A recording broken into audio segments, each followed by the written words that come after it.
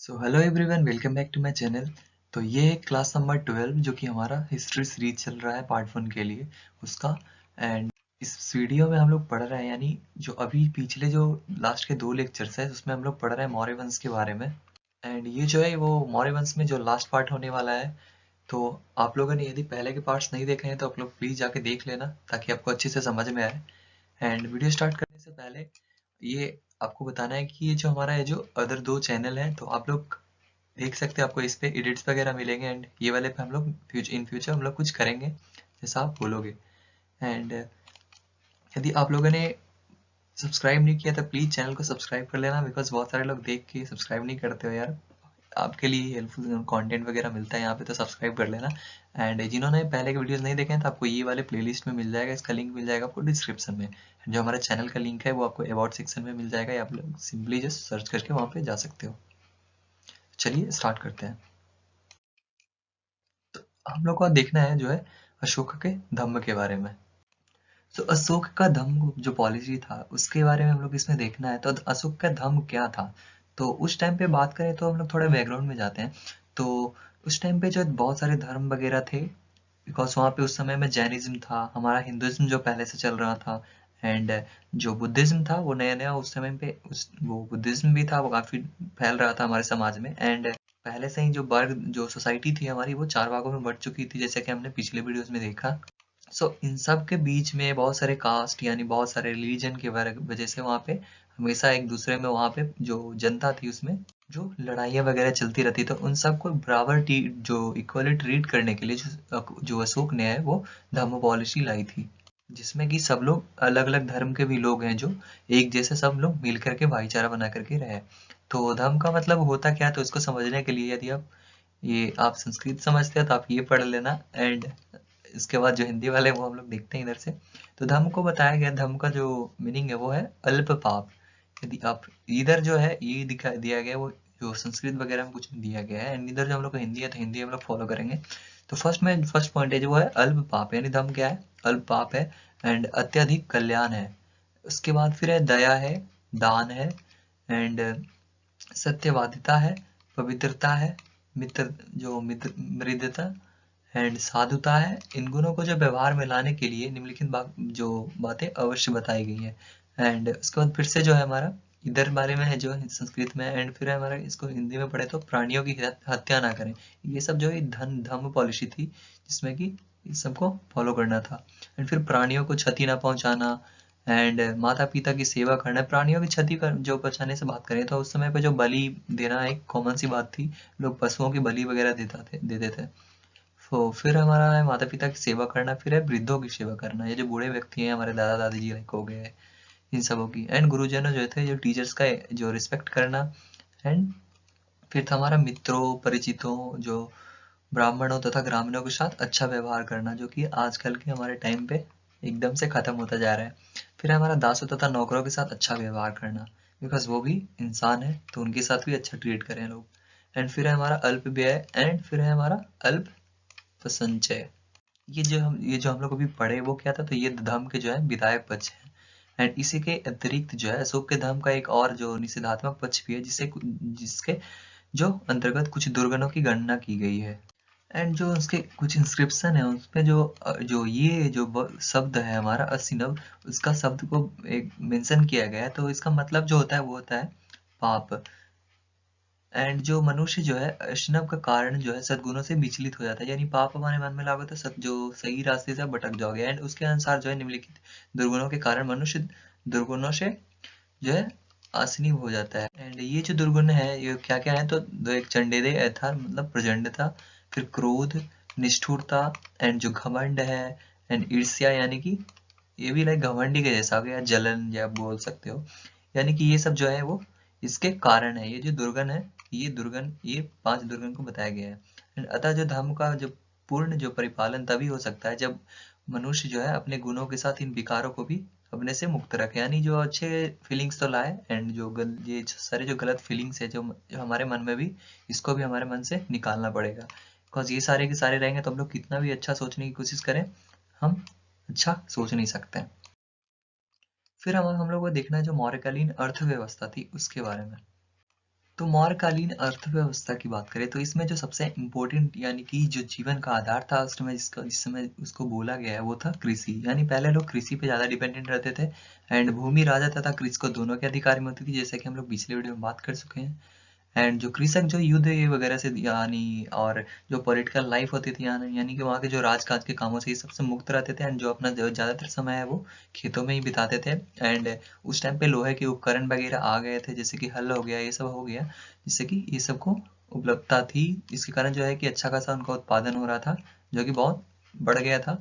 And इस काल में जो कुल्हाड़ियाँ, फाल, हंसिया यानी कि हंसलियाँ जिसको हम लोग नॉर्मल हमारे भाषा में बोलते हैं हंसली, आपके यहाँ पे पता नहीं क्या बोलते हैं, तो आप लोग कमेंट करके आप लोग बता सकते हो।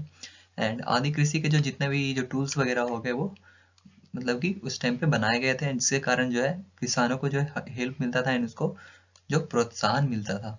एंड जो एक आदेश रहता था दिया हुआ कि जब यदि कोई युद्ध वगैरह होता है तो किसानों को उसके जो खेतों हैं, जो खेत हैं किसान के, उसको जो है या जो कीड़े मकोड़े पशु पक्षी यानी सब जितना भी है, तो इन सबको जो है कोई हानि ना पहुंचना चाहिए। एंड जो वहाँ जो है वो एक साल में 2 फसलें उगाई जाती थी आसानी से। बट अभी तो हमारे यहाँ तो अब तो नए वैराइटीज़ के सीड्स वगैरह आने के कारण एक साल में बहुत सारे क्रॉप्स लग जाते हैं। तो उस टाइम पे जो है मेनली जो क्रॉप्स होते थे वो होते थे गेहूँ, जौ, चना, चावल, ईख, तिल, सरसों, मसूर, साग आदि जो है उसमें की प्रमुख फसलें थी। एंड जो जैसा कि हमने अभी थोड़ी देर पहले बात की कि सिंचाई की एकदम उत्तम व्यवस्था थी उस टाइम पे। एंड जो मेगास्थनीज है, जो इंडिका के राइटर हैं, उनके जो बुक है उन्होंने भी उनमें लिखा है कि जो उस टाइम पे जो जो अधिकांश जो जमीन होती थी वो सब सिंचित सिंचित रहती, यानी कि अच्छे से उसको एकदम से पानी वानी मिलता था। क्योंकि उस टाइम पे जो जो कालीन जो साम्राज्य है उस टाइम पे मतलब कि बहुत सारे जो है इरिगेशन वगैरह के लिए काम किया गया था उस टाइम पे। एंड बहुत सारी जो नाव झरने सॉरी नाव नहीं, नदियां झरने वगैरह जो उस टाइम पे बनाई गई थी, जिससे कि इसमें आसानी हो जाए, यानी कि हेल्प हो। एंड उस टाइम पे बहुत सारे जो वैश्य थे, उन्होंने जो उन्हीं उन्हीं से जो चंद्रगुप्त ने ये सब का काम करवाया था। एंड जो पशुओं वैश्य मतलब हो गए वो, वैश्या नहीं समझ जाइएगा, वैसे एक जाति थी, यानी कि पहले सबसे पहले जो थे ब्राह्मण थे, ब्राह्मण के बाद आते थे क्षत्रिय, क्षत्रिय के बाद आते थे वैश्य, वैश्य के बाद आते थे हमारा शूद्र। एंड यही चार जो भाग था हमारा, इसमें सोसाइटी जो है बटा हुआ था। तो पशुओं में जो है वो गाय, बैल, भेड़, बकरी, भैंस, ऊंट, गधे, ये सब को मतलब कुत्ते, ये सब जो है मुख्य रूप से उस समय में पाले जाते थे। एंड विकास के लिए जो एक विशेष विभाग था इनके लिए, यानी कि पशुओं के लिए, जो कि जो पशुओं के भरण पोषण एवं उसकी चिकित्सा आदि का उचित व्यवस्था रखते थे। फिर इसमें यह दिया गया कि जो मौर्य युग है उसमें जो व्यापार व्यवस्था की बहुत ज्यादा उन्नति हुई। एंड जो मौर्य शासक जो थे उन लोगों ने जो सड़कें बनवाई। एंड उस टाइम पे जो व्यापार जो है वो सीरिया, मिस्र यानी कि बहुत सारे जो पश्चिमी देश थे उनके साथ भी होता था। एंड ये जो सारे व्यापार थे जो कि इन देशों से किए जाते थे, उसके लिए एक जो बंदरगाह था जिसका नाम था ताम्रलिप ताम्रलिप्ति, जो कि पूर्वी भारत में था। जो यूनानी एवं जो रोमन लेखक हैं वो समुद्री व्यापार का भी वर्णन करते हैं, यानी कहीं पे जो कोई बुक वगैरह है, यानी पहले के जो बुक्स होते थे या कुछ रिलीजियस जो लिटरेचर्स हो गए हैं उसमें ये सारे के सारे जो चीजें हैं वो वर्णन रहती है। एंड एरियन एक हिस्टोरियन है, वो बताते हैं कि भारतीय व्यापारी मुक्ता के बेचने के लिए जो है वो यूनान की बाजारों में जाया करते थे। यानी यूनान एक देश है, वहां के बाजारों में वो मुक्ता बेचने के लिए मतलब कि वहां पे जाते थे। एंड व्यापारिक जहाजों का निर्माण इस काल का प्रमुख उद्योग था। एंड मेन जो ऐसे बात करें तो ऐसे एक बहुत सारे जैसे कि उद्योग वगैरह थे, तो उसमें से एक जो प्रमुख उद्योग था वो था नाव बनाना। बिकॉज यदि आपके पास नाव है तभी आप दूसरे देशों में जाके आप समुद्र के रास्ते है जो आप जाके जो ट्रेड कर सकते हो या व्यापार कर सकते हो। एंड उस टाइम पे एक और अच्छी बात ये थी कि जो यदि कि जो एक तरह से आप बोल सकते हो कि ट्रेड को बढ़ावा देने के लिए, कि यदि कोई जहाज था रहता था जो कि क्षतिग्रस्त हो गया या डूब गया बाहर जो समुद्र में, तो उन पे जो है वो उसका जो पैसा नहीं लगता था। तो एक तरह से हम लोग कह सकते हैं ये सारे जो चीज थे वो व्यापार को बढ़ावा देने के लिए था। एंड इस तरह से कुछ और भी जो है, जो बहुत सारी ऐसे सिटीज थी जहाँ से कि मतलब इस वो बंदरगाह वगैरह थे वहाँ पे। एंड वहाँ से जो है वो एक अच्छा खासा सोर्स ऑफ इनकम था बाई ट्रेडिशन, यानी वहाँ पे व्यापार का एक मुख्य केंद्र भी था वहाँ पे। एंड इसमें से कुछ जो है वो है जी चंपा, पाटलिपुत्रा, वैशाली, राजगृह, यानी राजगीर जो हमारा उसको पहले पुराना नाम था उसका जो था राजगृह। एंड फिर था गया, काशी, प्रयाग, कौशंबी, कान्यकुंज, हस्तिनापुर, साकाल्यम, जो तक्षशिला जो है उस समय के प्रमुख जो नगर थे उस टाइम पे। एंड दूसरा मार्ग पश्चिम में पाटल से पूर्व में कौशंबी के समीप उत्तरापंथ से मिलता था। उत्तरापंथ किसको बोलते थे? तो जो यहाँ पे देख दिया गया जिसका हमने अभी नाम पढ़ा, जो ताम्रलिप्ति पढ़ा था, तो एक मार्ग बंगाल के समुद्र तट पर स्थित जो ताम्रलिप्ति नामक बंदरगाह से जब पश्चिम उत्तर भारत में पुस्तकली तक जाता था। एंड उसको उस जो वो जो मार्ग था उसको बोलते थे उत्तराखंड, बिकॉज उस टाइम में जो उत्तर साइड में बस रहने वाला। एंड यहाँ पे जो दूसरा मार्ग के बारे में बताया गया, वो दूसरा मार्ग पश्चिम में पाटल से पूर्व में कौशंबी के समीप उत्तराखंड से मिलता है। यानी यहाँ पे ये दूसरा मार्ग हो गया हमारा। एंड ये जो था हमारा वो पहला मार्ग हो गया। एंड जो थर्ड मार्ग है वो यानी कि तीसरा जो मार्ग है उसको भी बताया गया यहाँ पे कि तीसरा मार्ग जो है दक्षिण में प्रतिष्ठान से उत्तर में श्रावस्ती तक जाता था। तो ये जो है कुछ जो जगह के नाम वगैरह दिए गए हैं वो आप लोग अब पढ़ लो, बस इतना जरूरी नहीं है कि सबको याद रखो, बस बेसिकली आपको आइडिया होना चाहिए कि हाँ ये शहर थे, जिससे कि आपको आंसर राइटिंग के समय पे जो है हेल्प मिले। एंड फर्स्ट टाइम में आपको जितना भी समझ में आता है उतना आप पढ़ो। एंड उसके बाद आप फिर से दोबारा रिवीजन के लिए एक बार और देख सकते हो लेक्चर को, ताकि आपको अच्छे से समझ में आ जाए एंड आपको याद भी हो जाए। फिर इसके आगे देखते हैं हम लोग। उसके बाद हम लोग को देखना है मौर्य साम्राज्य के पतन के बारे में। तो ऑलमोस्ट हम सारे टॉपिक्स खत्म कर चुके हैं, तो ये हमारा जो है लास्ट टॉपिक होगा हमारा मौर्य साम्राज्य के पतन। ये मौर्य वंश है उसके सारे टॉपिक्स। यानी इसके बाद हम लोग को गुप्त वंश के बारे में पढ़ना है, तो उसके बारे में तो हम लोग बाद में बात करेंगे। पहले हम लोग को देखना है मौर्य साम्राज्य के पतन का कारण। तो बेसिकली हम लोग कुछ ये सारे के सारे जो पॉइंट्स हैं, ये जो है मतलब जो रीजंस है मौर्य साम्राज्य के खत्म होने का। फिर जो फर्स्ट इसमें ये जो फर्स्ट पॉइंट बोला जाता है वो है अयोग एवं निर्बल उत्तराधिकारी। इसका मतलब है कि पहले कुछ ऐसे जो किंग्स हुए लाइक चंद्रगुप्त मौर्य, अशोक, बिंबिसार, जैसे कि ये सब जो बहुत ज्यादा महान महान जो उस समय के जो राजा थे वो मौर्य वंश ने जन्म दिया। एंड उसके बाद जो है कुछ कमजोर रूलर्स भी आए आगे चल करके, क्योंकि इतना बड़ा जो एम्पायर था उसको संभालना, यदि आपके पास वीक रूलर हो तो बहुत ही ज्यादा मुश्किल है, क्योंकि आंतरिक जो कलह भी बहुत ज्यादा बढ़ जाता है जब आप बहुत बड़े एम्पायर के जो राजा हो फिर। एंड जो ऊपर से जो मगध था वो बहुत ही ज्यादा एक धनी राज्य था, तो ऐसे में दुश्मन उसके बहुत सारे रहते हैं। एंड यदि आप एक अच्छे रूलर नहीं हो तो आपसे कंट्रोल रख पाना उसको एक बहुत ही ज्यादा मुश्किल काम होता है। फिर सेकंड में जो हमारा टॉपिक दिया है वो गया है प्रशासन का अतिशय केंद्रीकरण। यानी कि बहुत ही ज्यादा डिवीजन किया गया था पावर के बीच में। जैसे कि हम लोग ने बहुत सारे जो देखे थे, जो एडमिनिस्ट्रेशन वाले में हम लोगों ने पढ़ा था कि गांव को भी इतने, जैसे कि बहुत सारे डिवीजन किया, जिले को ग्राम में एंड ग्राम को विषय में, ऐसे करके बहुत सारे डिविजन्स पढ़े थे हम लोग पिछले वीडियोस में। एंड उसमें जो थे बहुत सारे जो अधिकारी वगैरह भी थे बहुत सारे तरह के। तो इसके कारण जो है जो पावर है उसका जो केंद्रीकरण होता चला गया, यानी पावर जो है डिवाइड होता चला गया।